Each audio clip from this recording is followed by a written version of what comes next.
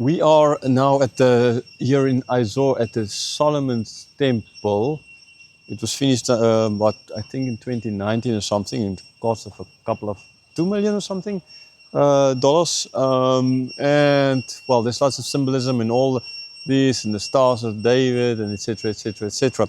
But yeah, anyhow, so this is Izor, and it's an interdenominational church.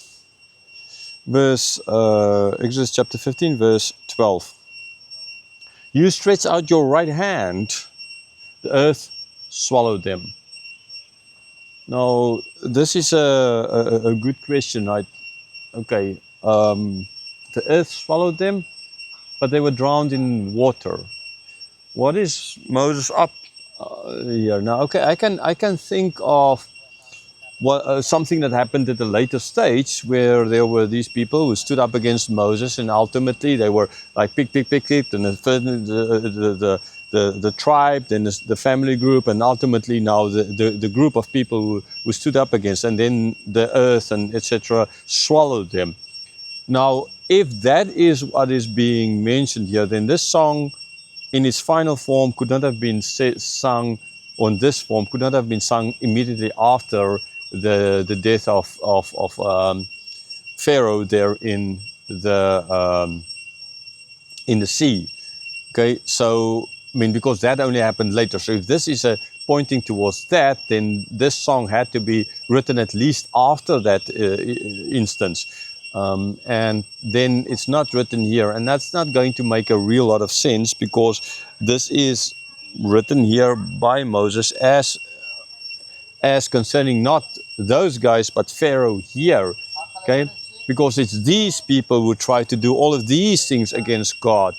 And I mean Pharaoh, that is. And now Pharaoh said, we will do this, we will do this, we will went into. So it's not going to make a lot of sense to now think of this as prophetic concerning something that's going to happen later on. Yes, these guys are going to be in a certain sense a lot like this enemy, but there's an internal enemy, and it's going to happen later. So I don't think this is here prophetic concerning them. The idea of the earth swallowing them is, in this case, death, right? This is just because in general, now, yeah, the Pharaoh would not have been buried under, 2 feet underground kind of idea. That's not how they were buried. They were buried in sarcophagus inside the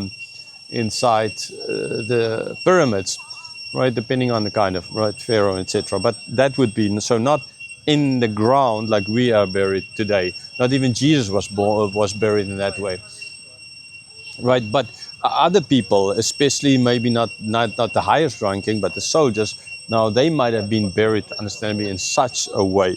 So I think there is this idea, therefore, of then the death, how the earth, so they died as well at the same time. Verse 13, you have led in your steadfast love the people whom you have redeemed. You have guided them by your strength to your holy abode. So the opposite of what they were swallowed by earth, but the people of God, right? The elect of God, these people, they were led steadfast.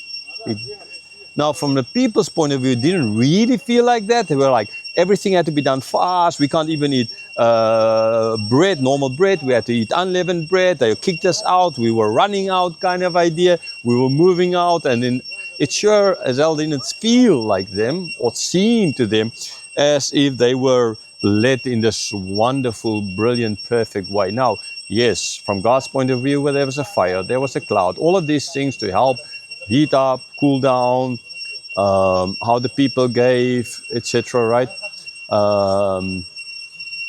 Yeah, there's one huge butterfly there on this flower there. I haven't, I think, seen such a big butterfly in nature in a while.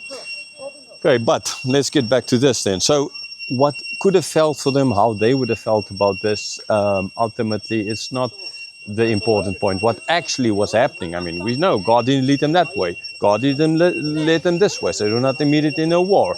God provided the cover. So yes, from God's point of view, sure. But we are human, and always the littlest thing God can give us a Garden of Eden with all the trees in the world, but deny us the one, and we will only see the one. right? That's in life as well. I know very often God does so many miracles and He helps us so much.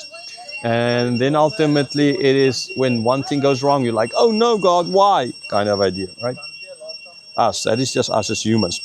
So, but from the text, we've seen how God led them in with a steadfast love, right? I mean, led in His steadfast love, His people, not with in His steadfast love. So God's love, I've spoken a lot about that, and it's a people He has redeemed, not redeeming themselves, but redeemed by God, right? They, which role did they play in real redemption? They didn't even want to leave. They were like, oh, Moses, you came here and you just made everything worse. Like, why? They didn't want to even leave. But this God, who through these miracles, God who changed the hearts of the people to give them the gold and silver, God who brought the judgment on, God ultimately, God bringing them, God leading them through. When they were faced with the sea in front, they could not get through it in other way but by the grace and love of ultimately of God. Now the love of God is called the love of God, but ultimately it's the grace of God, because they did not deserve, because they were groaning and moaning before it. Now, why did you brought us here? It would have been better if we died over there. Okay, so yes, God is the one ultimately who redeemed them, and this is through grace, by faith. You have guided them by strength to your holy abode, and now, because so he has strength, and that means that God could take them out. I've seen a number of times a reference to the strength. Without that, it would not have been possible. And they are now being led. They are on the way to the holy abode. They're not abode. They're not there yet, but they're on their way. And since they've come this far, that does not mean, again, this had to be written afterwards, because Moses already now seen all of this. If God would bring him this far, and his faith in God, then he can sing about how God will take them all the way to the mountain where God promised that He will.